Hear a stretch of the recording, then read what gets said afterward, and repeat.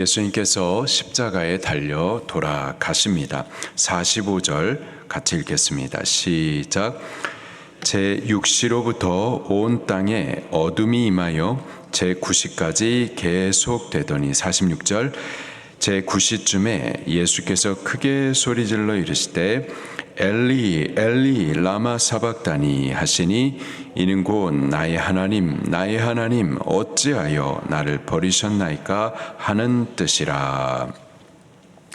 예수님께서 십자가에 못 박히신 시각은 마가복음 15장 25절에 보니까 유대인의 시간으로 제3시였었습니다. 유대인의 시간에 6시간을 더 더하면 우리나라 시간이에요. 곧 제3시니까는 6시간을 더해서 오전 9시에 예수님께서 십자가에 못 박히셨어요. 그렇게 달려 계신다가 제6시가 되었었을 때 오후 정오 12시입니다. 그때 온 땅에 어둠이 임하였었고 또 제9시 오후 3시경입니다. 그때까지 이 어둠이 계속되더니 그때 예수님께서 돌아가셨습니다. 오전 9시부터 오후 3시까지 곧 6시간 동안 십자가에 달리시는 그 고통을 당하시다가 그리고 6시간 만에 마침내 돌아가신 거죠. 예수님 돌아가시기 바로 직전에 한 7가지 말씀을 남기셨습니다. 오늘 본문에서는 크게 소리를 질렀다. 이것을 오늘 본문에 2번 표현을 하고 있어요. 먼저 46절에 보니까 제9시쯤 곧 십자가에 못 박혀 돌아가실 바로 그때쯤에 크게 소리를 한번 질러서 이런 말씀을 하셨습니다. 엘리 엘리 라마 사박다니 나의 하나님 어찌하여 나를 버리셨나이까. 어찌하여 나를 버리셨나이까. 죽으시기 바로 직전에 마치 왜 나를 버리셨습니까 하면서 하나님 앞에 원망을 하는 것 같이 들립니다. 그러나 이는 원망이 아니었고요. 이 죽으시는 바로 이 순간까지도 예수님께서는 구원자에 대한 예언의 말씀을 성취를 하셨었던 거죠. 다윗이 원수들에 의하여서 그렇게 죽음의 위협 가운데 있었을 때 하나님 앞에 부르짖었었습니다. 그때의 그 모습은 이제 오실 메시아의 모습을 예표를 해주고 있었어요.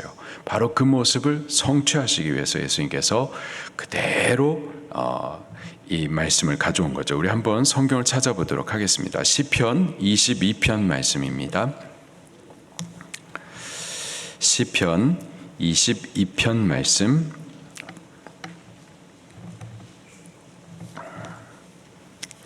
시편 22편 1절 말씀을 같이 읽겠습니다. 시편 22편 1절 시작. 내 하나님이여 내 하나님이여 어찌 나를 버리셨나이까. 어찌 나를 멀리하여 돕지 아니하시오며 내 신음소리를 듣지 아니하시나이까. 바로 메시아의 모습을 미리 예표해 주셨는데 이 모습을 그대로 성취하시기 위해서 예수님께서 십자가에서 이렇게 고백을 하셨었던 거죠. 또 6절 말씀도 같이 읽어볼게요. 시작. 나는 벌레요 사람이 아니라 사람의 비방거리요 백성의 조롱거리니이다. 7절. 나를 보는 자는 다 나를 비웃으며 입술을 삐죽거리며 머리를 흔들며 말하되. 7절에 보면 나를 보는 자들이 다 나를 비웃는다, 조롱한다 그랬어요. 오늘 본문 말씀으로 다시 돌아와서 27장에 39절 말씀에 보면은요, 지나가는 자들이 자기 머리를 흔들면서 예수님을 모욕했었어요. 또 41절 말씀에 보니까 대제사장과 서기관들과 장로들도 또 예수님을 희롱했었죠. 44절에 함께 십자가에 못 박혔었던 강도들도 역시 예수님을 향해서 욕했었습니다. 다 예수님을 향해서 욕하고 모욕하고 희롱했었죠. 그것을 그대로 예수님께서 성취하셨었던 겁니다. 그러면서 어찌하여 나를 버리셨나이까. 예수님은 그렇게 하나님 앞에 버림을 받으신 거예요. 사실은 우리가 하나님 앞에 버림받았어야만 하는 자들이죠. 죄는 반드시 하나님으로부터 버림을 받게 되어 있습니다. 거룩하신 하나님으로부터 쫓김을 받게 되어 있어요. 최초의 아담이 하나님의 말씀을 불순종하여서 하나님께서 금하셨던 선악과를 따 먹죠. 불순종, 죄를 범했어요. 그 결과 어떻게 되나요? 하나님으로부터 쫓김을 받아서 에덴 동산 바깥으로 그렇게 버려지게 되죠. 죄가 그렇습니다. 죄는 하나님 앞에 반드시 쫓김을 받고 버려짐을 받게 돼요. 우리가 죄인들이에요. 죄 가운데 태어났고 죄 본성이 있고 죄 본성을 따라 끊임없이 죄를 범해요. 그리고 그 죄로 말미암아 거룩하신 하나님으로부터 반드시 버림을 받아야 돼요. 버림을 받아 지옥에까지 쫓겨나야만 했었던 거죠. 그런데 바로 그런 우리를 대신하여서 그 죄짐을 예수님께서 지시고 그 죄의 저주를 따라 그렇게 하나님으로부터 버림을 받으신 겁니다. 철저히 버림을 받으신 거예요. 그 예수님께서 우리를 대신해서 철저히 버림을 받으신 그 결과는 뭘까요? 히브리서 말씀을 찾아보겠습니다. 히브리서 13장 히브리서 13장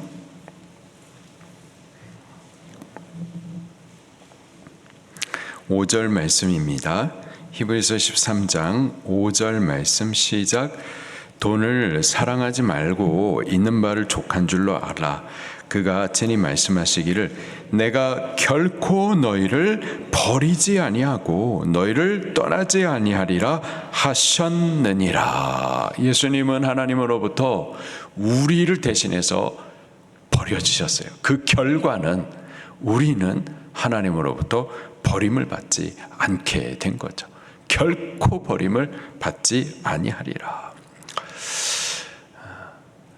예수님께서는 우리의 죄짐을 지고 죄 저주를 받아 그 죄 여러 가지 저주들 가운데 모욕과 희롱도 받으시는 것도 있고 또 하나님으로부터 그렇게 버림을 받게 되셨는데, 그런데 그 결과 우리는 영광과 존귀를 얻게 되어졌고 또 하나님으로부터 절대 버림을 받지 아니하고 영원한 천국에서 영원토록 주와 함께 하게 된 줄로 믿습니다.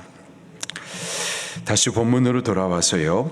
예수님께서는 이렇게 왜 나를 버리셨습니까? 라고 원망하는 것 같지만 사실 이게 원망은 아니고요.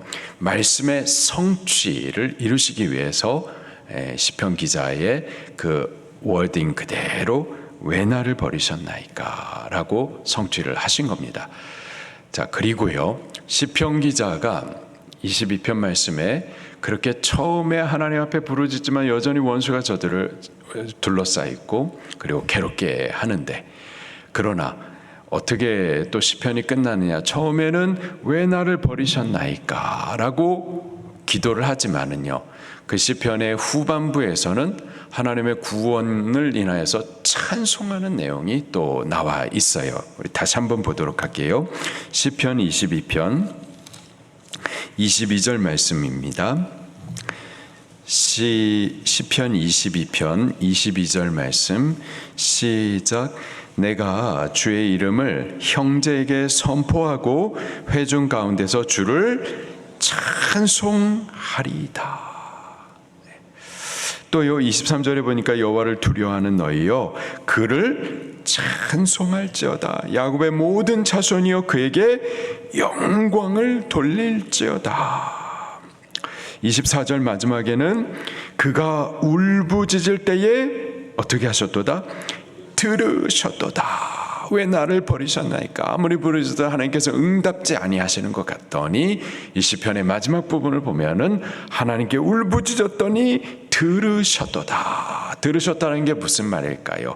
구원을 이루어 주셨다라는 뜻이에요. 구원을 이루어 주셨다.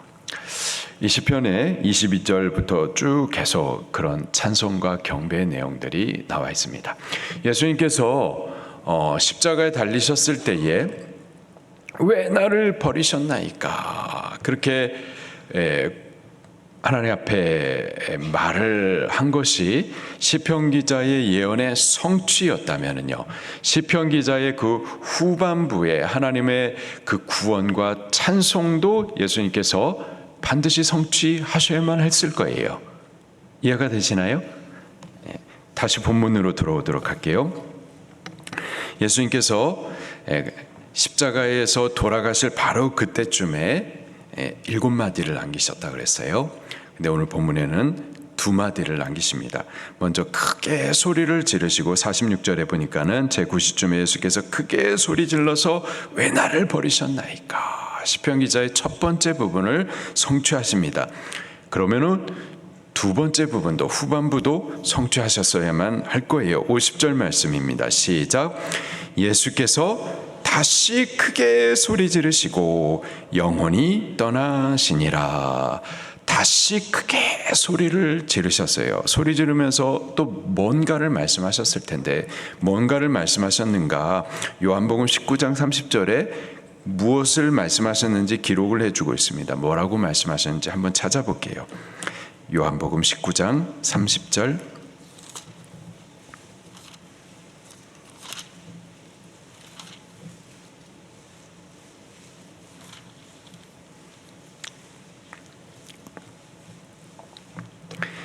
같이 읽겠습니다. 시작.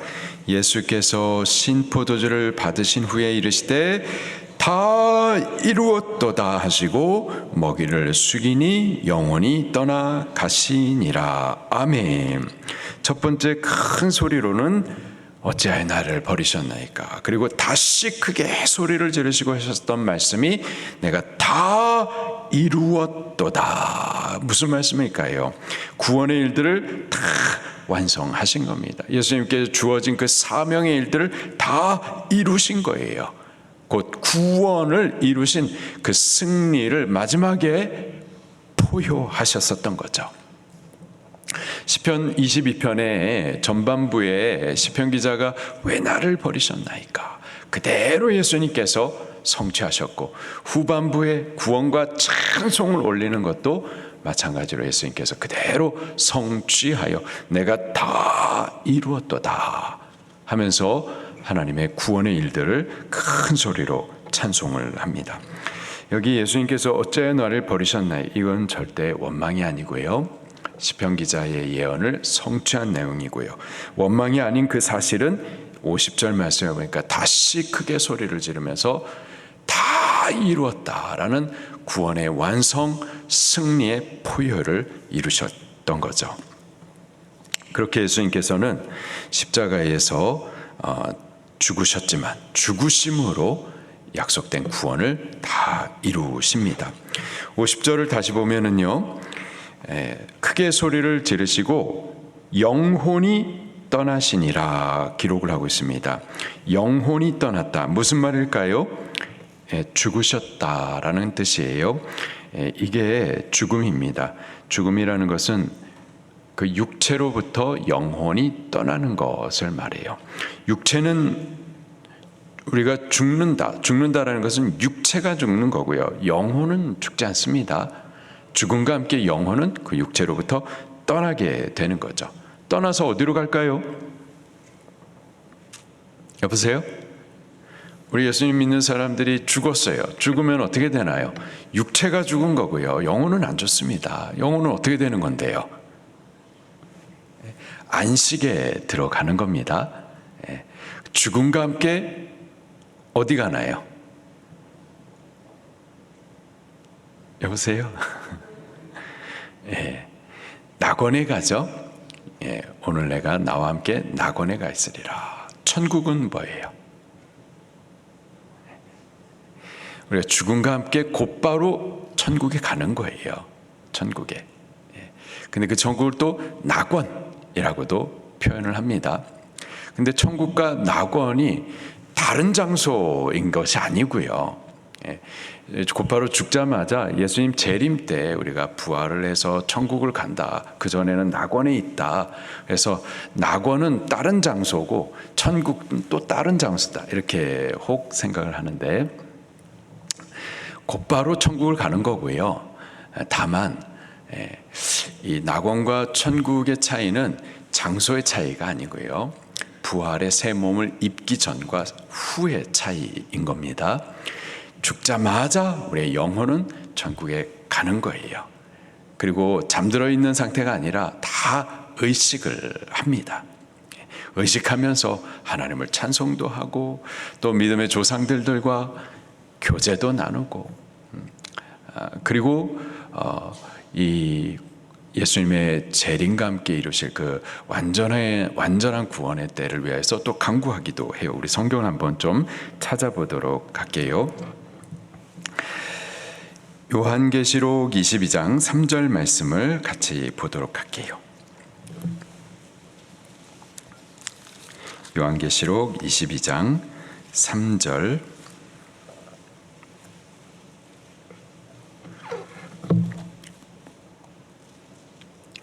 요한계시록 22장 3절과 4절 말씀을 같이 읽겠습니다. 시작. 다시 저주가 없으며 하나님과 그 어린 양의 보좌가 그 가운데 있으리니 그의 종들이 그를 섬기며 그 얼굴을 볼 터이요 그의 이름도 그들의 이마에 있으리라. 아멘. 죽은 영혼이 천국에 가서 우리 하나님의 얼굴을 대면한다. 이렇게 말하고 있어요. 또 요한계시록 7장 말씀도 같이 보겠습니다. 요한계시록 7장 9절부터 10절 말씀. 죽은 영혼은 천국 가서 더 좋은 찬송을 부르고 있는 거죠. 9절과 10절 시작.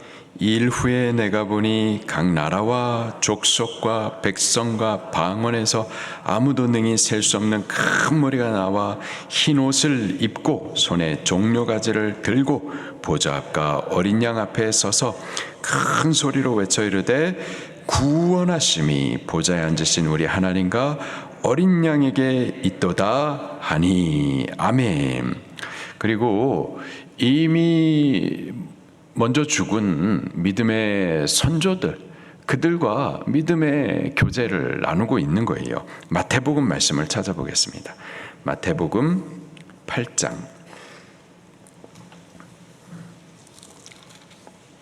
마태복음 8장 11절 말씀입니다. 시작. 또 너에게 이르되 동서로부터 많은 사람이 이르러 아브라함과 이삭과 야곱과 함께 천국에 앉으려니와. 아멘. 아브라함, 이삭, 야곱 다 죽었지만은 그러나 살아 있어요. 지금 이미 천국에서 한없는 위로를 받고 있고 바로 죽은 성도들도 이 믿음의 조상들과 함께 그런 믿음의 교제를 이미 나누고 있는 거죠. 그러면서 예수 그리스도께서 이 완전한 구원을 이루실 것을 기도하고 기다리고 있습니다. 요한계시록 6장 말씀 다시 한번 보도록 하겠습니다. 요한계시록 6장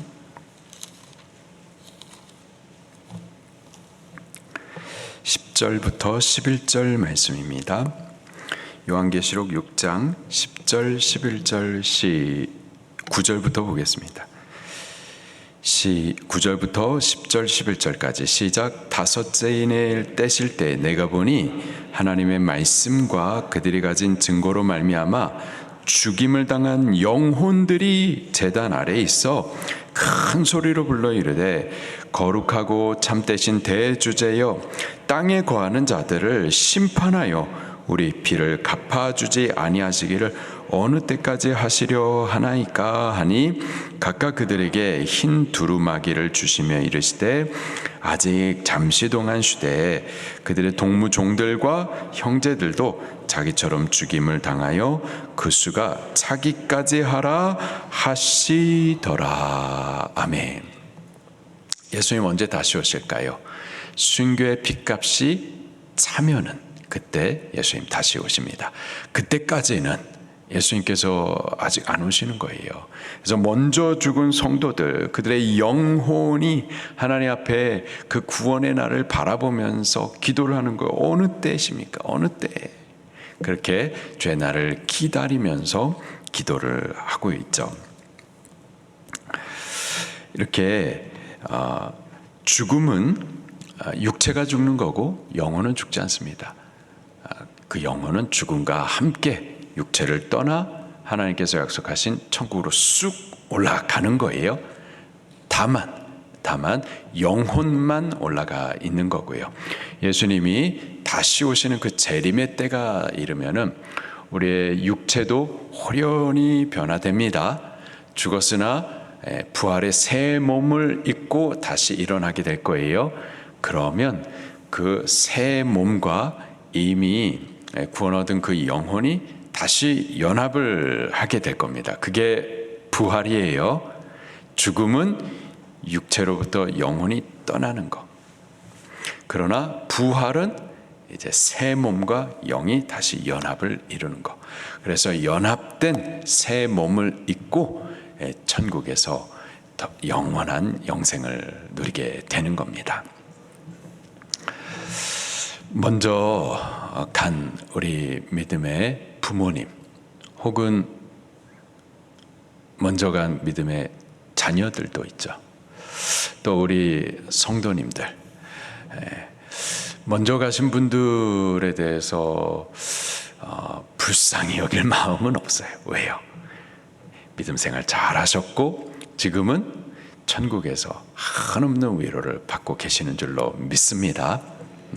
그리고 우리들도 빨리 이 땅에 이 수고와 짐들을 내려놓고 빨리 그곳에서 안식 얻기를 기다리고 있는 줄로 믿습니다. 우리 믿음 생활 잘했다가 주께서 이제 수고 많았다 올라오라 하면은 육체를 벗어버리고 한없는 안식의 나라에 올라갈 소망이 있습니다. 때문에 예수님 믿는 우리들은 죽음을 두려워하지 않아요. 죽음의 과정의 고통은 있죠. 그러나 죽음 자체를 우리는 두려워하지 않습니다. 죽음과 함께 저 천국의 생명의 삼킴을 받기 때문에 그래요. 할렐루야. 우리 이러한 소망을 갖고서 이 땅에 사는 동안에 좀 육을 위해서 살지 말고 저 천국을 준비하는 삶을 살아드릴 수 있기를 예수님 이름으로 축원합니다. 말씀 붙들고 통성으로 기도하시겠습니다.